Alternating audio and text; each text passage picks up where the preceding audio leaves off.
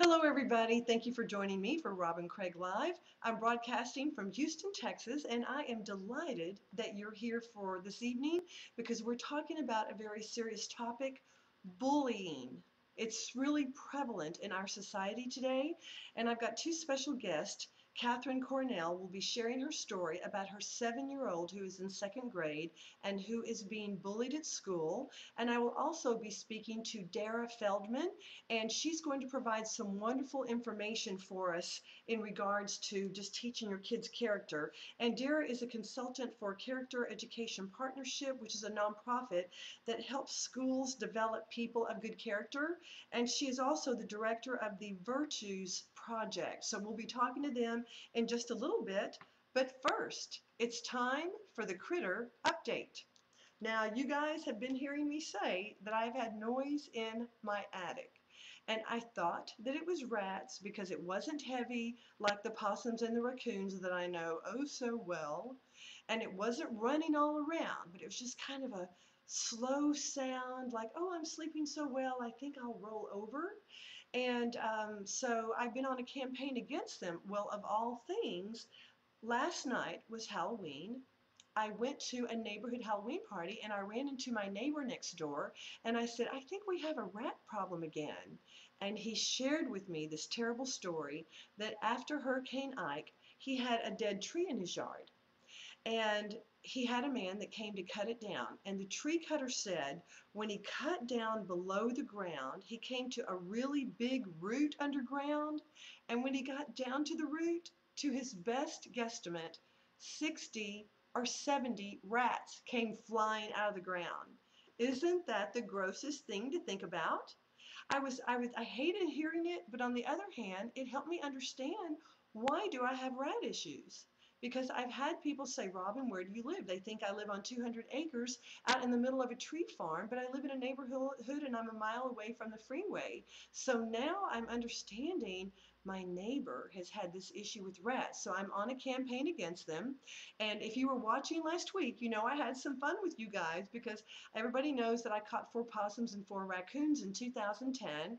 And I keep my traps set at all times. And I made a comment that I had caught something. And I showed this big tail. Well, it was a fake foxtail. And if you missed the show, here it is because it's still funny. Here's the foxtail that I held up last night, all equipped with the white tip. It'll be great to wear around my neck when it gets really cold, but it's just a fake one, and I was only kidding. I have a rat problem. So wish me luck. I'm on a campaign against them, but Lord knows it's not easy. Now, if you're wondering why I have flowers over my shoulder, I won them as a door prize at the neighborhood Halloween party last night. A dozen beautiful peach-colored roses. I want to thank my neighbor Cindy for inviting me 5 times. I thought I have to go. She's invited me so many times, and it was really fun to see everybody dressed up, and of course the candy was great. That's my favorite part of Halloween. Love the candy. You got to eat it on Halloween. I mean, they like force feed it to you, right? Oh well. Anyhow, I hope you guys survived Halloween. I hope you had a great time. And if you were watching last week, I shared with you that I was going to be giving away a case of beanitos. Here's a bag of them. If you've never seen them, they are the best chips. It's the word bean, B-E-A-N, and then Itos, I-T-O-S. And this is my favorite. They are made from black beans, no corn, no potatoes. They have protein. They are low glycemic, which is important when you're regulating your blood sugar. And they are so good. So there are 24 of these little bags in a case. And the winner of last week's case of Benitos is Julia Ingracia. Julia, you won the Benitos. I am so excited. And we've already been talking before the show. Julia's in the chat room right now. And I know that she is going to absolutely love these. She's probably going to make some new friends if she shares them. But Julia, I won't tell anybody you won. If you want to eat them all, honey, you eat them all. Now tonight, I'm also going to be giving away another case of Benitos. And in order to win, you go to my website, which is RobinCraigDirect.com. It's Robin with an I. Craig is C-R-A-I-G. Direct.com, and the 10th person to email me, just use the word Benitos or just say Benitos, The 10th email I get is also going to win a case of Benitos. And I'm telling you, they're so good, I may have to munch on them. I hope you guys are comfortable, and I hope you have something to drink. I'm drinking this favorite cherry pomegranate Crystal Light. It's so good. Mmm. So good and awfully pretty, too. Now, before the show, Julia and I were talking in the chat room, and she commented about my hair. I wanted to share with you this cute little hair ornament. I mentioned that last week I went to the Renaissance Festival, which is about maybe an hour north of Houston. And they had these cool little hair ornaments. And it's just made out of metal. And you just take two pieces of hair and you just twist your hair round and round and round. And then you just take this little thing and you wrap the hair around it. And then it's got a pin that sticks in at the top. It goes all the way through, and that's what holds it in place. So tonight I thought I would wear it because it's fun to wear. It's got, you can pick out any kind of little dangling beads or whatever on the end. And you can go to Hair Twisters with an S on it .com. They even made really big ones if you wanted to pull all your hair back and just have one ponytail that's got it wrapped around it. They're really beautiful and really great. So I didn't get the one for the ponytail in the back because I live by myself and I didn't think I could reach it. And I hate to have to call a neighbor to come over and fix my hair before I go out, right? But I figured the little ones on the side, I'm good to go. So I have two of them. So go to hairtwisters.com if you are interested in them. Okay, so now we are on to our topic for tonight. We're talking about child bullying. It's a really serious topic. I think most people know what it is, but I looked it up on the internet, and it says bullying is basically a form of intimidation or domination towards someone who is perceived as being weaker. It is a way of getting what one wants through some sort of coercion or force. It is also a way for someone to establish some sort of perceived superiority over another person. There are different types of bullying. We all are aware of physical domination, but there's also verbal and emotional forms of bullying. And with the rise of the internet, there are now instances, as we've all seen on the news many, many times, of children being bullied online through email, chat rooms, and on Facebook. And it's even possible to be bullied through text messaging on a cell phone. It's wonderful to have technology. It's sad when people misuse it and go the wrong way with it. So I wanted to do the show tonight so that we could talk about it and bring up the topic and learn what to do if children are being bullied, and also learn what to do if you think your child is a bully. I'm going to get Katherine Coronel on the phone. She's been on the show before, and we will talk to her and see what she has to say. Her story is so unbelievable. 7 years old and being bullied. And it started at age 5.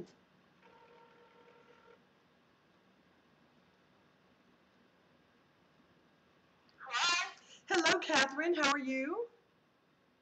I'm good. How are you, Robin? I'm doing great. You're on Robin Craig Live. I thank you so much for joining us, and I appreciate you telling your story to me today, and I appreciate you sharing your story because this is an issue that a lot of people are dealing with, and people don't seem to know what to do. So as I was starting to tell everybody, you are a mother of 3, you're 27, you lost your husband when you were 24, and at that time, your oldest daughter, who is now being bullied, was only 3 years old. And the one thing that, before we talk about the bullying, the one thing that was really amazing to me is that so often we write things off when children are small, and we say, oh, they're too little, they don't get it, they're not affected. But your child is suffering from post-traumatic stress disorder because she witnessed her father's death. And you have it, and your son has it as well. Yes, he does. And you mentioned that your child is taking therapy, which I think is wonderful. And you said that she was able to recount almost everything that happened when she lost her father, and she was sitting in the back seat behind the driver's seat in her little car seat. Yeah. Did you have any idea at that time that she would be able to remember what happened? Well, at first I thought that she would at least forget part of the accident, but the specialist that she sees told me otherwise. She had said, that's something you don't get over, that's something she's going to remember, and if anything, when she's older, she'll remember more details about the car that hit her father. So Oh. maybe she can give CPS some insight on the car that hit her father. Okay. Okay. So as she started getting bigger, did she start to tell you the things that she had witnessed? She doesn't talk about it with me. She rarely talks about the accident with me, only because she doesn't want to see me cry. Yes. She knows, she knows how emotional I can get when we talk about the car accident. Yes. And is she talking about it with her therapist? Yes, she does talk about it with her therapist and her school psychologist. She opens up a lot more to them than anyone else, and that's because over time she's learned to trust them. Okay, okay. And you said, I asked you earlier, my goal is to never exploit anyone and to never give out any information that my guests want to give out. But I think that you did agree that it was okay to talk a little bit about how your husband died because it helps understand what your daughter is dealing with and certainly your son as well. But we're talking about your daughter since she's being bullied. Yes. But your husband, Well, go ahead. we got a flat tire, and we pulled her to the side of the highway. Um, and he was trying to change the tire so that way we could get home. And then the car came and hit him head on. It narrowly missed hitting our car. DPS had said that if Ed was not sitting there at the time of the accident, he would have hit her. He would have hit our car head on, and all four of us would have died. It's a miracle that only your husband was killed. I'm so sorry for your loss, and I'm so sorry that you all witnessed it. The part that is really crushing about this is that the driver never stopped. Oh, he stopped.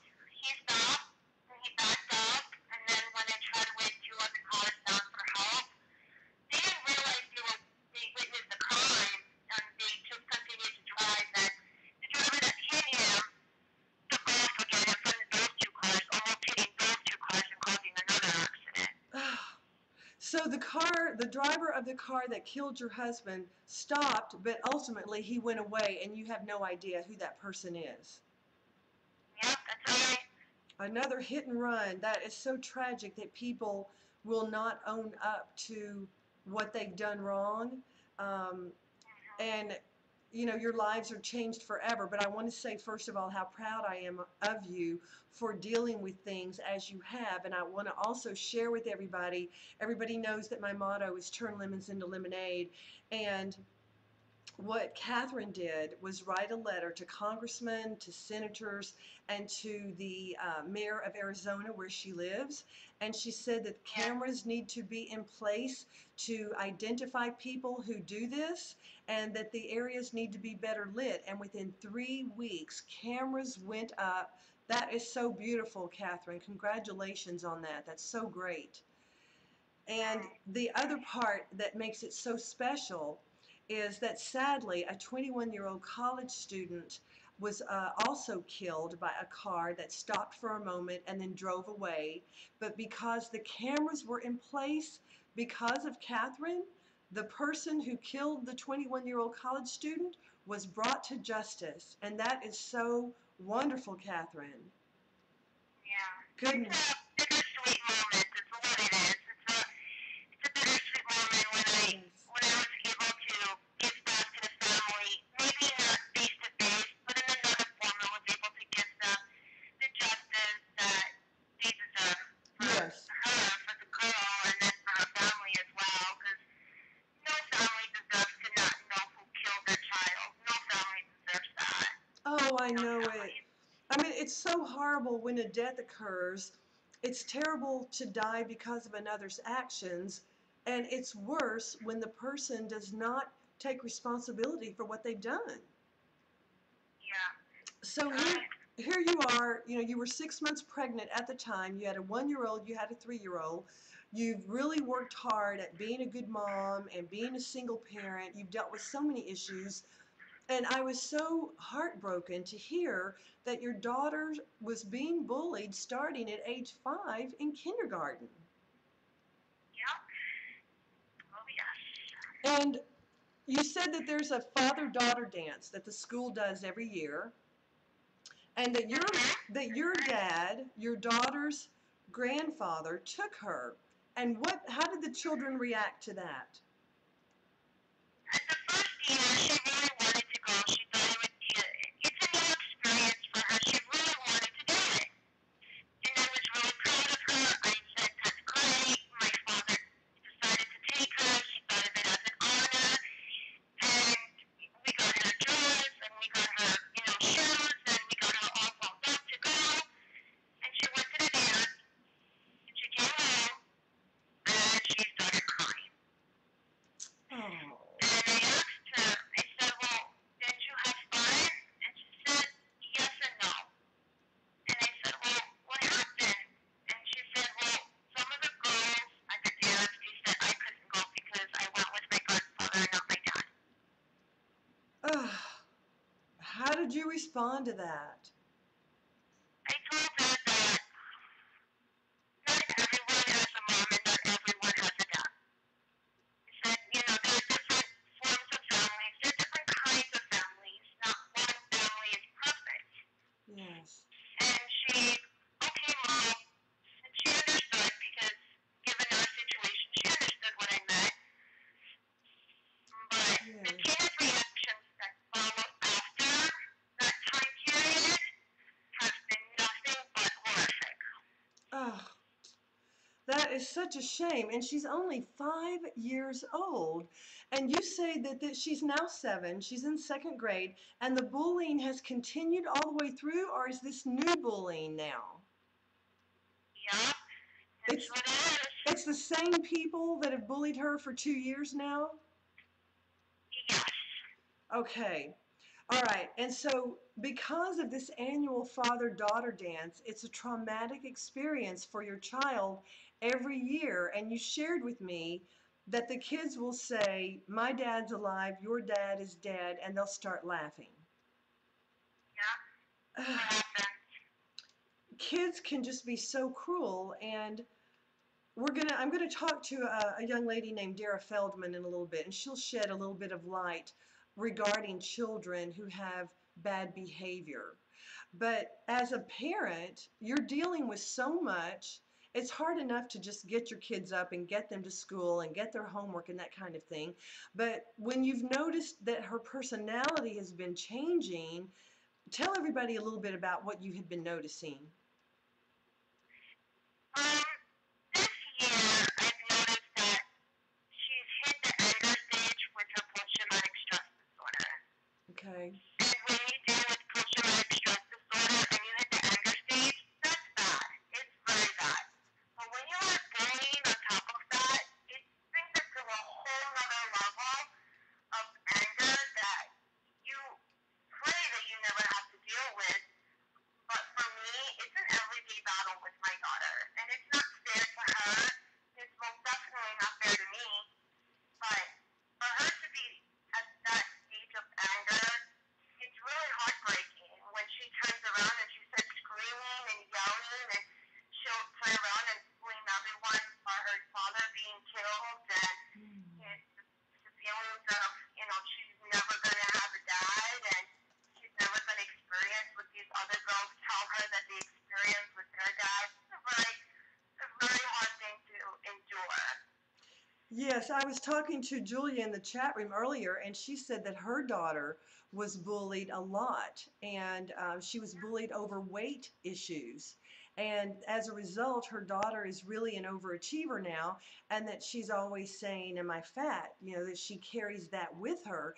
And that's what's concerning, is that you don't want your child to carry this into adulthood? Oh, I can relate. As I told you earlier, when I was in junior high school and I was bullied, I was called fat, I was called ugly, I was called worthless, and I still carry that today. I look in the mirror and I'm like, am I beautiful enough? Am I skinny enough? There are days where I still think I'm fat, and everyone's like, no, you're not. And I sit there and I look at myself, I'm like, no, I'm fat. When I was in junior high school, when all this was occurring, I I developed an eating disorder. I stopped eating. I became bulimic. I would not eat. I ended up in the hospital because Oh, I refused to eat. oh my And I was goodness. taking diet pills as well. Diet pills and not eating. Oh, And and I that ended up was in the hospital. and that was a result of you being bullied when you were younger. Yes, when I was in junior high school, that's what happened to me. Oh my goodness. I see that Julia's in the chat room and she was saying that her daughter begged to be homeschooled. Oh my Yeah. goodness. And I see Carol in the chat room. Hi, Carol. I'm glad you're here. And I see Linda, Latina, and Catherine. I'm so glad you guys are here. Thank you for joining in and joining the chat room. I see that Carol says that teens are so much harder to get through, and younger kids are certainly more easy to get through to. And so that's why it's important to try to catch on to what needs to happen when children are young so that they don't suffer all these repercussions as they get older. That's just like really crazy. The statistics are just so crazy on how many kids are being bullied in today's world. And um, and so you said the last time the father-daughter dance came up, what happened with your daughter? And by the way, we're not saying her name on purpose. She's got a beautiful name, but we're not saying her name on purpose. We're just referring to her so she has some anonymity with this topic. But what did your daughter, how was her reaction when the last father-daughter dance came up at school? Well, the last father-daughter dance, which is in February, the week before, she had said she wanted to go. And I was very happy and I was very proud of her decision. We went out, we bought a new dress, like we do every year. We bought her a new dress, new shoes, and I told her I would do her hair and a little bit of makeup, and then she would go and she would go with my dad, and she was happy about that. Now, the week of the father-daughter dance, that was a very different story. What happened? The week of the father-daughter dance, my daughter would come home. The first 2 days, she was very sad. She was very isolated. She didn't want to talk. And then, the next 2 days, she became very, very angry. Very angry. And the father-daughter dance was on a Friday, and this was Thursday. She had come home. My dad and my sister had dropped her off, and they both told me, they said, look, Angelina, we don't know what's wrong with her, but she's not Angelina. I'm sorry to say my daughter's name. But she's not her. Like, there's something going on with her. And I said, okay, well, I'll talk to her. I had already noticed that she wasn't a very happy child. She came home, she threw her bed on the floor, and she went to her room, closed her door. So I went to her room, and I said, what's going on?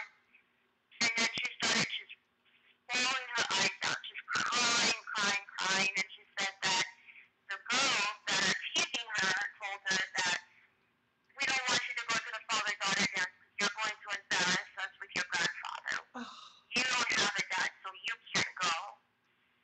This is only for little girls who have their dad. And things of that nature. God, that's just so heartbreaking. As I was reading when I was researching the bullying, it said for the most part, boys prefer to use physical intimidation tactics in their bullying. They will use physical aggression to force others to do what they want or to feel like they're in charge of a situation. But girls, on the other hand, are more likely to use subtle methods of child bullying like verbal abuse. And it says that girls are also more likely to be adept at emotional bullying by ostracizing their victims or finding some other way to harass or belittle others. And that's what's happening with your daughter. They're just doing verbal abuse. They're just saying mean things to make her feel like she doesn't fit in. Yeah. And as What I'm they're doing.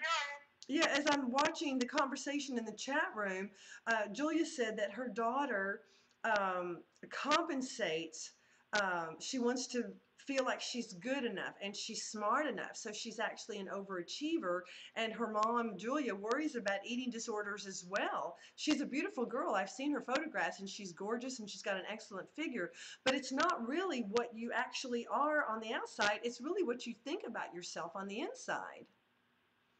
It is. It's really what you think about yourself on the inside. Like I said, I was bullied throughout my years in junior high school. I hated those years. I hated those 4 years of my life. To this day, I still carry that. Because there are days, like I said, I wake up and I think I'm not pretty enough. I don't think I'm smart enough. I don't think I'm skinny enough. But I have scholarships and grants for nursing school. I got accepted into the physician's assistant program at the university. Wow. I'm a very, very smart, intelligent, young, beautiful woman. I don't see that in myself. I know. That's the unfortunate part. I've seen your pictures. I think you're like knockout gorgeous, frankly. I just think you're beautiful. But it's amazing at what words can do. And when people tell us things, we get brainwashed.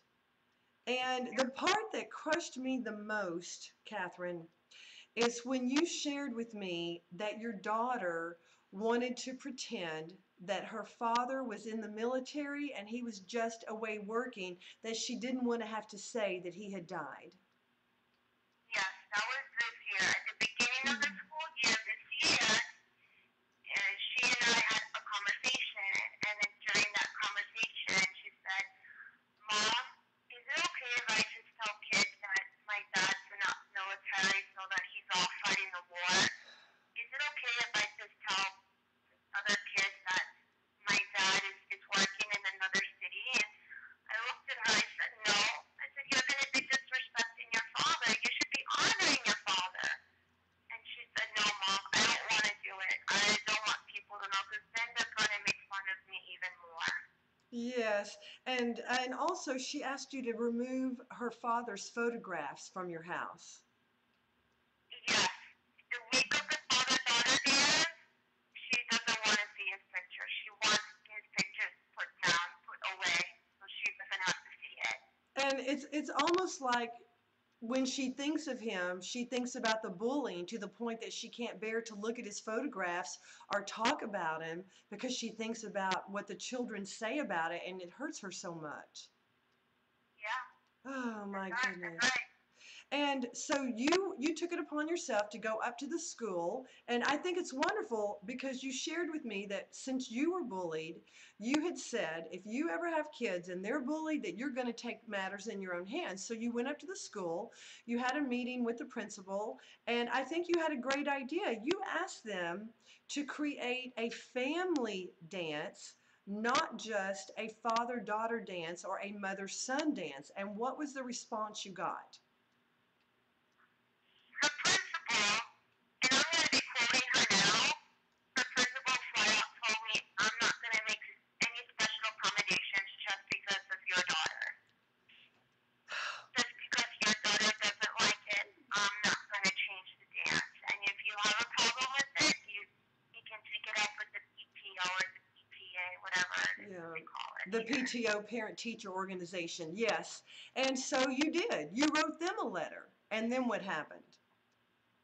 I never got a response. Never even got a response. It's hard to think that people wouldn't respond. And one thing that we talk about on this show all the time is how it's really difficult to understand losing a spouse until you have been there. And when I say losing a spouse, I'm including those who were engaged, they almost made it to the altar. I'm including those who had a significant other or a life partner. Even though it's not exactly the same, you suffer from a lot of the same symptoms. So here you are in dealing with so much. You're reaching out to everybody. You're told that there will be no special concessions made for your child, and then you're ignored. And I had asked you earlier if you had made an effort to speak to the main bully, this little girl whose name you did finally find out. I had asked you if you had spoken to her parents, and you said you hadn't. Had you considered that at all? I have considered it. When I spoke to the principal, the school psychologist, and her teacher this year, and actually it was a few weeks ago, he told me that if the bullying didn't stop, then they would have another formal meeting with me and the parents of this little girl and the little boy. There's a little boy also in it. Oh, And they okay. said, okay, that's fine. And the school psychologist and her teacher said that they would be keeping an eye on it, especially now because this time of year, at least where I live, now they have the family projects coming up. Every grade does them. Every teacher does them. They have the family projects, and then you have the holidays, and then you have the father-daughter day. So you got this whole several month period where your daughter is feeling anxiety and sadness, and now she's experiencing a lot of anger because of it. Yeah. And at least you've got her in therapy, which I think that's great, to let the professionals help her. But it's like you said, it's difficult because your child has to really get to know somebody before she will open up to them. Yes. She's been working with her therapist since the time of the accident. Since the accident occurred, she's been working with only one therapist that she sees. And she's phenomenal, and I love her to death. And my daughter opens up to her, and she talks to her about what goes on and how she feels. Things she'll tell her that she will never tell me. But her therapist will let me know and will say, this is what she said, this is what she's feeling, and this is how we can work with it. Okay, so that's the good news. She's got a therapist she likes, and I see Julia said that her daughter was in therapy over bullying, and she really loves her therapist. So that's wonderful when they can develop a close relationship with a professional who is offering help to them. I think that's so beautiful and so wonderful.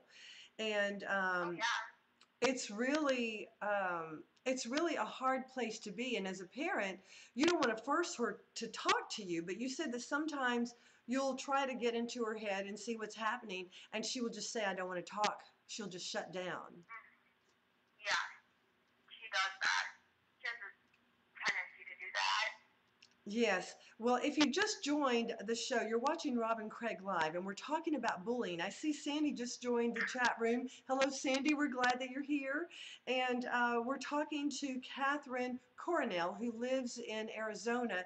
And Katherine did share with me earlier that if you have a child that is involved in bullying in some way, if you would like to speak to Katherine about it, you can find her on Facebook, and her name is spelled with a K.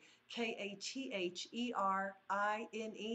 and her last name is Coronel, Coronel. So if you would like to correspond with Katherine, she is on Facebook. That's how I met her. And so what do you think is going to happen now, Katherine? Now, I would like to say that it's gonna somehow magically go away. But being bullied myself, I know how their cycle is. Yes. When the teachers talk to them, then they stop, and then they bring it up again, and so forth. Yes. It's a never-ending cycle with them. And so, in a way, it's calm, but I'm thinking it's the calm before the storm with my daughter. So I'm trying to gear up emotionally and mentally Yes. for a battle, only because I know how bullies are. I've lived it, and this is something that's not going to go away. My daughter's been dealing with this for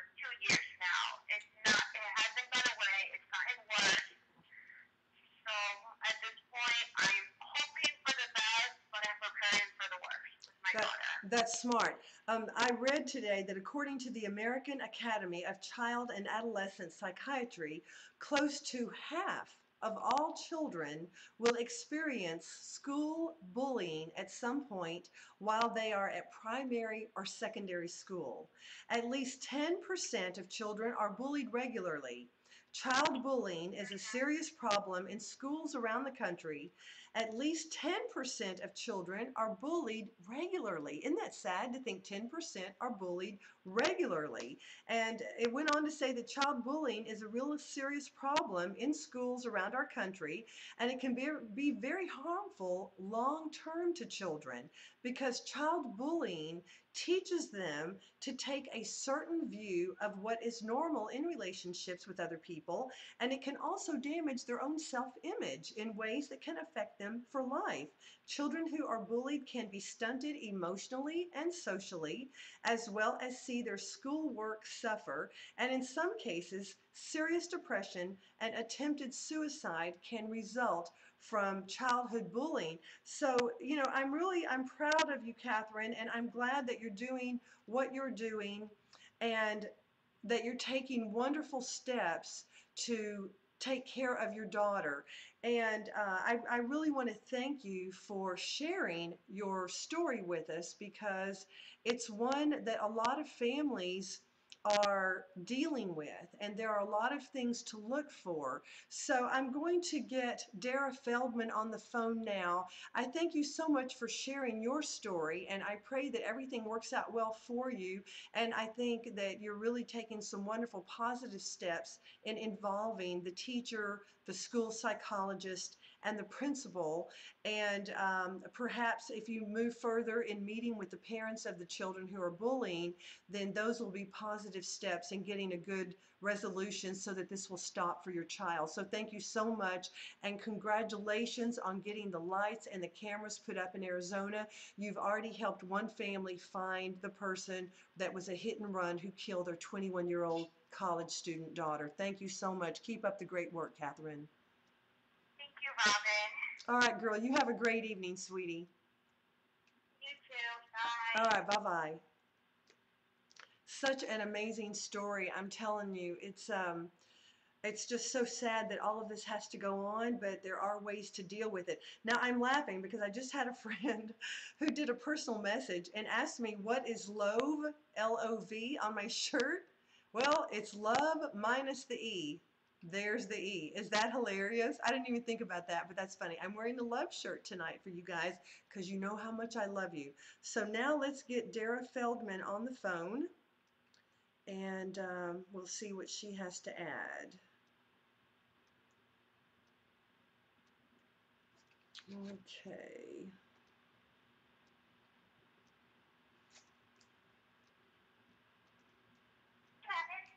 Hello, Dara. How are you? I'm doing well. How are you? I'm doing great. Thank you so much for joining me tonight. I was telling people earlier that you are a consultant for Character Education Partnership, known as CEP, and it's a nonprofit that helps schools develop people of good character, and you're also the director of Virtues Project. I'm going to put the website up, but tell us a little bit about your experience. You said that you were a kindergarten teacher and you've taught elementary school for many, many years. And what is important about helping schools build character in children? I'll answer that question in 1 second. I just really want to acknowledge Kat and her courage and strength for sharing her story with everyone. And not just sharing her story, but, having the courage to go to the school, make suggestions, and to get the video cameras in place to help other people. And what really stood out for me was the love that she has for her kids and her commitment.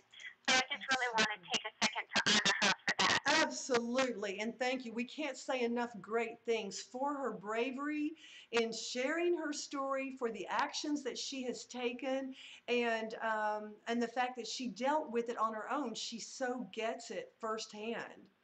Absolutely. And also the empathy, because of her bullying or being bullied. And I think that we probably all experienced bullying in our lives. And so being able to tap into that empathy, to have compassion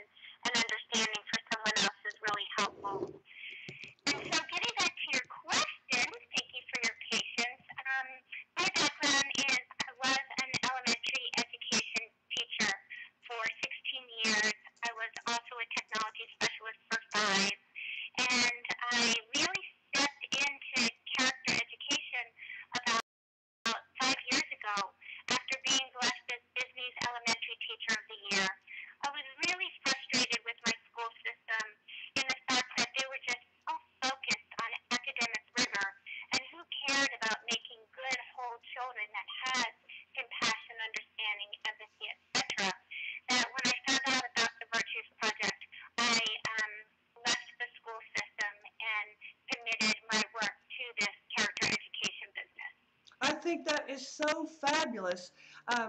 We know that we're growing tomorrow's generation, and it all starts in the school system. But I have to ask you, why do kids bully other kids? I think that you shared some of the research, and I personally do not think there's one right or wrong answer to this. I really feel like it is personal, specific to each individual child. But what I've seen is really the antidote is companioning the bullies, finding out what exactly is underneath that behavior. Are they scared about something? Do they have self-esteem issues? Are they going after power because they've seen it modeled that way either at home or at school? And who has helped them to guide them to develop the qualities of character that they need to have their own worthiness and dignity? Yes. Yes, okay, all right, because we're hearing about it more and more and more. I know that it always existed, and it's so weird because when I was talking to Katherine today, I got this really weird feeling, and I had a flashback where I was bullied in second grade at age 7, just like Katherine's daughter. And I thought, oh my goodness, I haven't thought about that in forever. But there was this mean guy named Curtis in my second grade class. And one day he just came up and he just like bent my thumb backwards.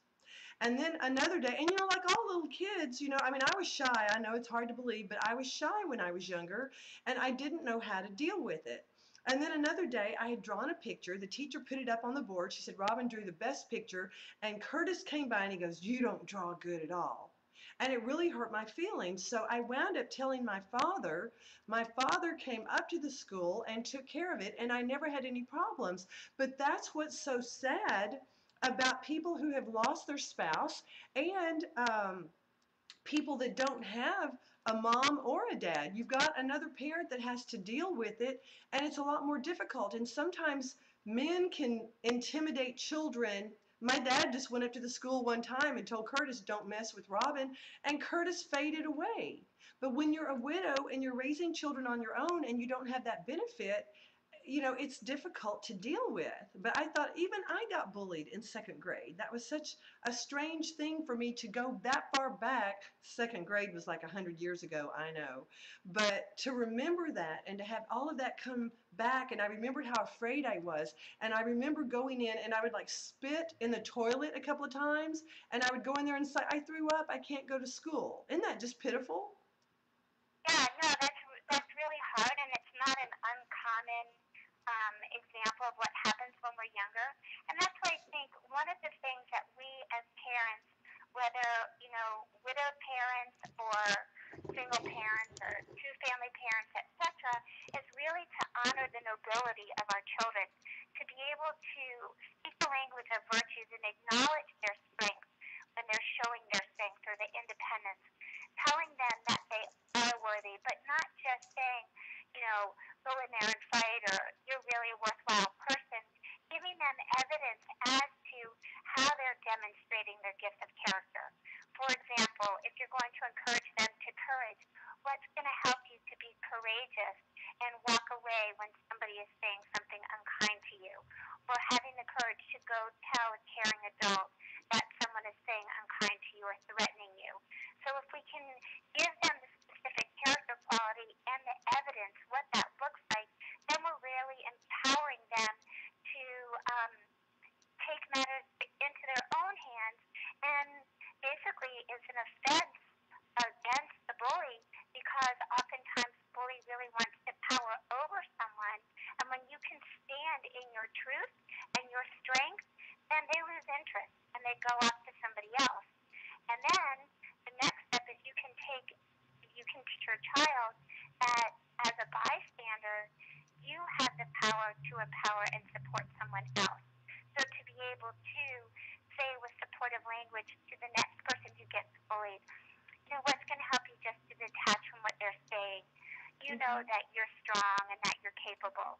And so just different patternings of language so that when no one is around to support or to bail us out, the kids know that they are worthy, that they are noble, that they do have dignity, that they have the strength to either stand up walk away or detach from the negative comments, knowing that it's really coming probably from pain on the bully side. Wow. I see that Julia says her daughter, when she was in the fourth grade and she was being bullied, she missed 31 days of school. I mean, and that's one of the warning signs. I was reading about the warning signs for parents if they're concerned, like what's going on with my kid, that when they don't want to go to school, that's a sign, or when they speak about a child and they've got fearfulness in their voice, that's another sign. What are some other signs that parents can look for if their child is being bullied? I think it's also just the like headache, stomach ache, any kind of sign of stress. Take a look at their artwork and the pictures that they're drawing. Um, Maybe for young children in their dramatic play, what they're doing when they're doing dress up, or if they're saying things that you just know don't come from them, where you feel like maybe they're mimicking somebody else. If their grades start to deteriorate, um, if they get withdrawn. So, anger is shown outwardly, but depression is anger turned inward. So, when they're not their happy-go-lucky self, that can often be signs of bullying. Yes, okay. All right. And you mentioned that when parents are talking to their children, it's important to phrase questions well. You said don't say things like, why are you crying or why are you angry? What kind of questions should parents ask? So I think one of the strategies of the Virtues Project is a companioning process. It's actually a 7-step counseling technique to lead someone into their own solution. So when your child comes home and they're either really happy or really upset, instead of saying, why are you upset, just saying, what's happening? And then listening to them talk. When they stop talking, if you think that there's more to what they're saying, you can use reflective listening, either with what or how questions, such as what was the hardest part about that? What is making you the most angry or the most fearful? And not saying why, because oftentimes they don't know why they're feeling the way that they do, and it puts them on defensive. If they are welling up with tears, instead of saying, why are you crying? What are those tears for? Or looking for sensory cues. If they're kind of holding their stomach, you can mirror back to them and say, what's that about? Trying to get them in touch with those feelings. And then if they know the language of virtues, asking them what virtue would be helpful. And if not, just saying, what would give you the courage to go talk to your teacher? Or what do you think would be helpful in this situation? Seeing if they can come up with their own solution. And then once the solution or a solution has been identified, and it's something that you can also support them, maybe put it out there and see if that solution resonates with them, asking them what's clearer to them now, or what's been helpful about our conversation, so that they can then feel confident in moving forward with what you just talked about. And then honoring them by closing the door with an acknowledgement. You know what, sweetie, I really appreciate your openness coming to talk with me. Or I really want to acknowledge you for your courage in standing up to the bully and just saying, I don't have to listen to you anymore. That is so beautiful. Gosh, I'm loving everything that you're saying. It all makes such sense, but if you're not trained to know that, we all say, "What's wrong? Why are you crying?" But you have a great way of phrasing the questions and then to give positive confirmation and using words like courage. I think that is so fabulous. Now, another thing that you talked about on the phone is teachable moments. Share with everybody what those are. Sure. So just really quickly, the Virtues Project started about 25 years ago, and the founders, who are actually therapists, were talking about how tragic it is that kids are killing each other, and they felt compelled to do something. And through their research from a Harvard study, they found that youth ages 14 to 24 who randomly committed acts of murder said it was because they were bored. And it's that lack of meaning and purpose. So they realized that it was a spiritual issue, not religious, but spiritual, and they researched all the cultures, oral traditions, and sacred texts of the world. And what they found that was common to all of humanity were the virtues. So they thought, okay, we're all born with these positive qualities of character in us within potential. How can we awaken and strengthen them within our children? And they came up with 5 strategies. They actually wrote a family guide. And when the founder, Linda, was on Oprah, Oprah said of the family guide that it's the instruction manual our kids didn't come with. So the first strategy is speaking the language of virtues. And that's just saying a virtue and then giving the evidence. So instead of saying, oh, you're such a good girl, what does that mean? Or you're so courageous without giving the evidence because they may not feel courageous. When you say you're so courageous, let them know how they've demonstrated that. Wow, I really see your courage in the way you said how you were feeling, that you were angry, and then walking away. And then the second strategy is recognizing teachable moments. So instead of shaming and blaming, it's again going back to the virtue.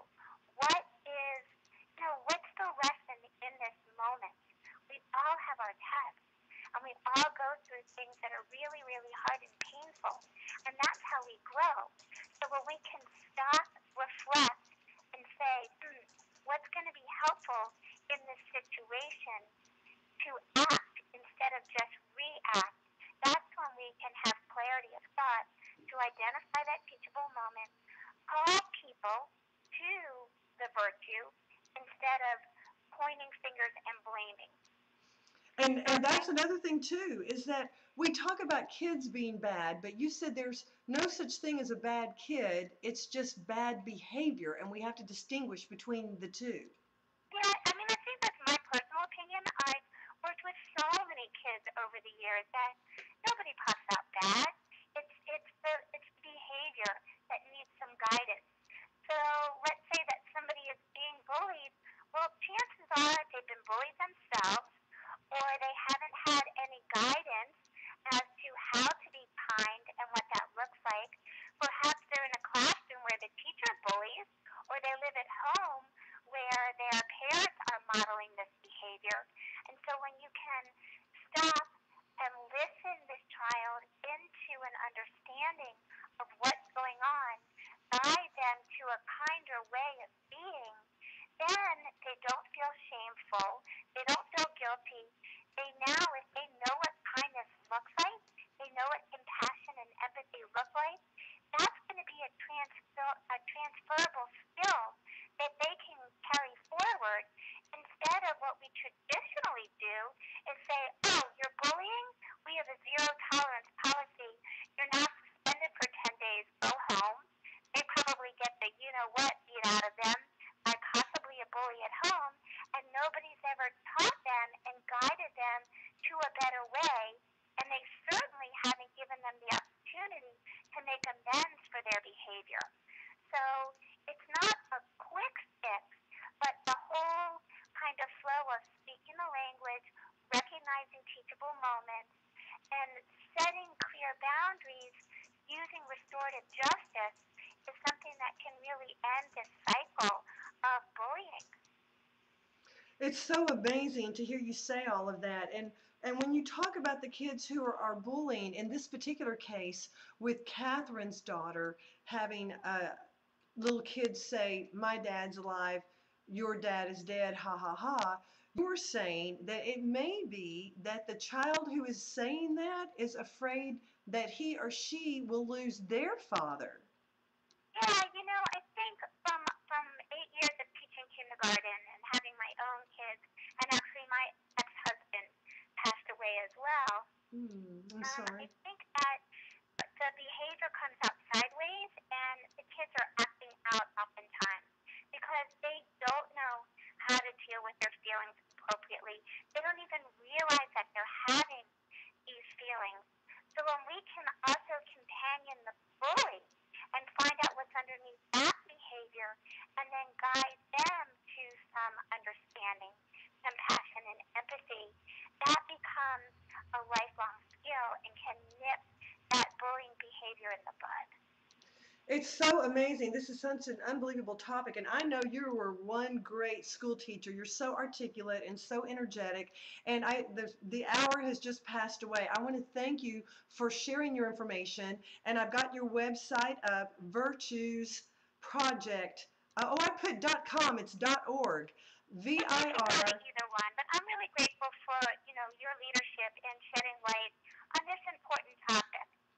Thank you so much. I'm really trying to listen to what people are telling me, and I figure if it's happening with one person, it's got to be happening with another, so we should share it. But it's Virtues, VIRTUES, project.org, and we've been speaking with Dara Feldman. Dara, have a wonderful, wonderful evening, and thank you so much for sharing all of your wonderful insight, and I hope that you'll come back. Oh, thank you so much. Take care. Have a great evening. You too. Bye-bye. My goodness, did you ever think about all of this bullying? The more that I've talked about it, the more I understand that we've all been touched by it. Even myself, I was bullied in second grade. I forgot all about it. It's amazing how we just sort of suppress things. It was such a long time ago, and I was blessed that I had my dad around at that time, and he was able to nip it in the bud, but there are a lot of people struggling with it. So I think that Dara has given us a lot of good tips, a lot of things to watch for, and we just have to be careful and look at children's behavior and understand when they don't want to go to school and they talk about people and they have fear in their voices. If their school performance is declining, if they have bruises or scrapes, there are a lot of different signs, but we just have to watch for them and nip it in the bud. So I want to thank you guys for joining me tonight. I always love that you share your Tuesday evening with me here on Robin Craig Live, and I hope you'll join me every Tuesday at 10 p.m. Eastern, 9 p.m. Central, right here, Robin Craig Live in Houston, Texas. So I hope you have a great evening. I hope you have a great week. If you would like to contact me on my website, robincraigdirect.com. And also, I'm going to be giving away another case of Benitos to the person who is the 10th email. You can just say, Benitos, I love Benitos, I love your show, and I want the Benitos, whatever you say. Just send me an email, and you're going to win a case of them. Check them out. Benitos. They're cute and they're fun, and oh my gosh, they're so tasty. My favorite is the black bean chipotle barbecue flavor. Oh my gosh, they're so great. Thank you once again for joining me. If you have any show ideas, just send them my way. Know that I love you and I wish you the best, and I'm going to hang around the chat room for a couple of minutes so we can kind of catch up. So thank you again for joining me, and I'm going to look for you right here